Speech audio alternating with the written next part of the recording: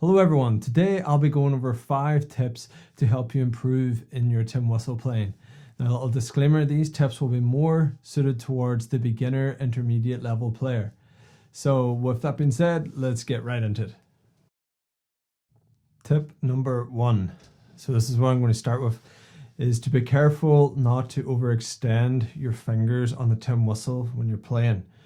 Now it is something I have seen in the past people do.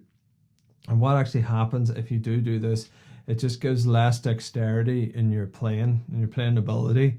It would just be more difficult to do sort of rolls and cuts and things and just add ornamentation to it and in a way add feeling to a tune. So I'll give an example of the fingers being overextended, and I'll use the cash jig as an example. So I'm going to overextend the fingers and try and play the tune. So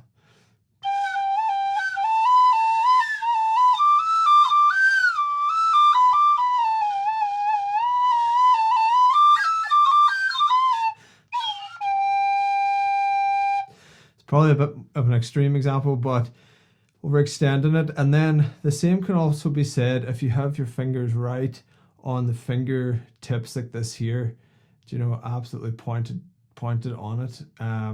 It'll give the same sort of thing. You won't have really great coverage on the holes when playing the tin whistle. So what I do anyway and what I teach is to just have your fingers on the pads here, like just have the pads of the fingers on the tin whistle, and it just gives the best coverage, and you can play the tune more freely, and it gives more dexterity. So that same tune,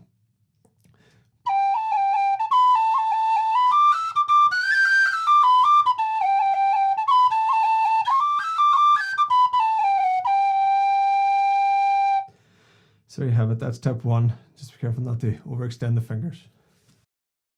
Tip number 2. So this is a tip to not overuse the tongue when playing the tin whistle. And what I mean by this is tonguing absolutely every single note. So, you generally, well, in my opinion as well, you want to avoid doing that because you end up sort of sounding like a computer, like a MIDI file. Pretty much, I'll give an example again using the cash, what I'm on about. So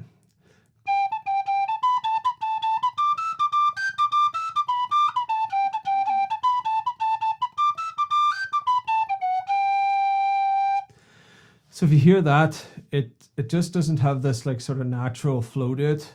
It doesn't really, it's very staccato sounding, and you sort of want a balance of, I'd say like 70% sounding legato, sort of like smooth and flowing, and then use the other 30% to accentuate certain parts of the tune. If you want to do like staccato triplets or sort of like runs into things, then I would use the tongue.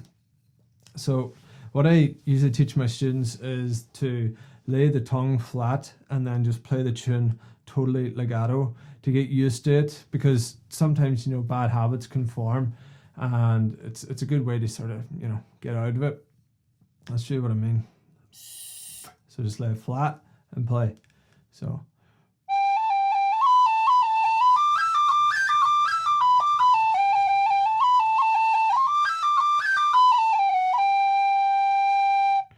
that's just like tongue flat, play the tune. And then of course, it is nice to use the tongue as well, but just, don't overdo it. Tip number 3, learning the tune slowly. Now, what I mean by that is there is a tendency when you're learning the tin whistle, or any instrument for that fact, to rush ahead and try and learn things as quickly as you can to progress. Sometimes that can be counterproductive. So what I recommend doing is, say if you have a tune, just break it down into small chunks. And today you can actually get things that slow tunes right down, or even if you hear a tune on YouTube, there's a way to half speed it, or 2/3 of the speed, or whatever it is, to slow it down a bit so you can play along. I just find this a really, really good way to sort of progress your playing and just learn steadily instead of rushing ahead and making mistakes. So that's tip number 3. Tip number 4. So this is to try and avoid overblowing the tin whistle and underblowing it. The best way I can describe this is if you hear your tin whistle playing and it ends up sounding like a foghorn more than a musical instrument. So overblowing, as it suggests, is putting too much air through the whistle and it just breaks the octave all the time. I'll give an example of it using the Kesh jig again. So.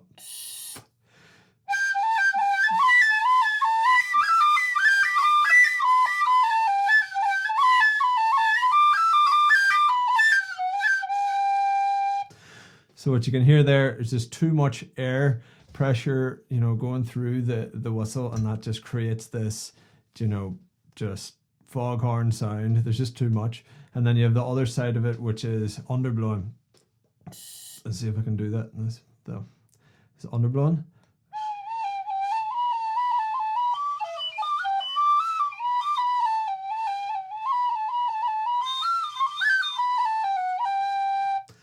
So you can hear that, just the sound of the whistle just sounds like, okay, it definitely needs more air going through it. That's underblown.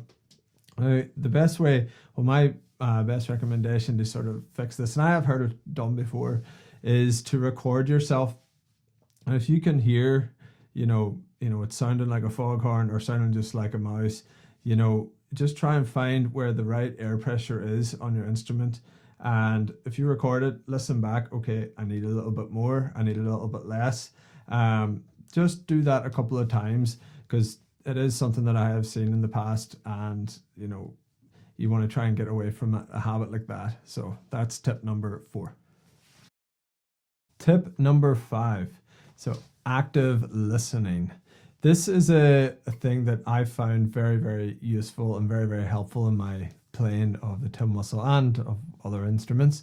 So a beginner's way of doing this would be to just, put your phone down in a session and, just record the tune that you want to, have or learn, and then, take it back home and then, push play and just go over it slowly, bit by bit. But there is a way that you can do it, and that is trying to pick it up on the fly. It is a little bit more difficult, and it does take a little bit of time to get used to. But when someone is playing a tune and you like the sound of it, listen to it the first time. On the second time, just listen for that pattern. Maybe it's the first line and then the third line might sound the same. But what I used to do, and I would still do if I don't know the tune, I would ghost along on the whistle or the pipes as well.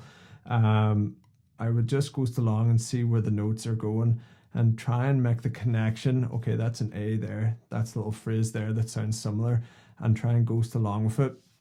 By the third time, you should, in essence, after a period of time, developing your muscle, get to hear where the tune is going. And the more that you do it, and the more, sort of sessions you go to, and the more players that you listen to, over time, it'll become easier. You'll develop that muscle, and you'll be able to sort of pick up the tune, say, on the third or fourth time. Maybe not the whole amount of it at the start, but maybe just 2 lines and enough to get going. So that is another tip that I would use on the whistle, and I find it very, very useful to learn. That's all for now, folks. Thanks very much for sticking around, and hopefully you've got some value out of this video on the tin whistle tips. I also just want to say thanks to all the subscribers and people who comment and just, give the thumbs up. It's very much appreciated. And until the next time, hopefully I'll see you all again soon.